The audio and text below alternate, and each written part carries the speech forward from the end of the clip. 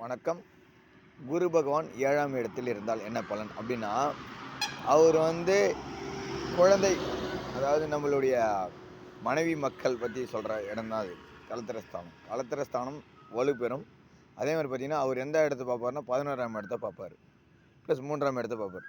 பாருங்களேன், குழந்தை மனைவி தாம்பத்தியம் முக்கியம், லாபஸ்தானம் முக்கியம். இது மூணுத்தையும் பார்க்குறாரு திரிகோணஸ்தானத்தில்.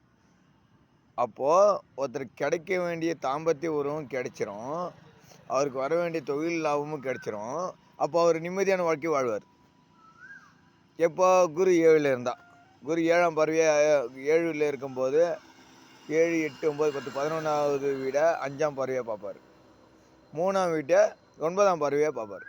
அப்போது அவருடைய பார்வை பெற்ற இடங்கள் புனிதமடையும். ப்ளஸ் அதனுடைய நன்மைகள் செய்ய ஆரம்பிச்சிடும். இதுதாங்க இது விஷயம், சூட்சமம். நன்றி, வணக்கம். நம்ம சேனல் லைக் பண்ணுங்கள், கமெண்ட் பண்ணுங்கள், சப்போர்ட் பண்ணுங்கள், சப்ஸ்கிரைப் பண்ணுங்கள். வணக்கம்.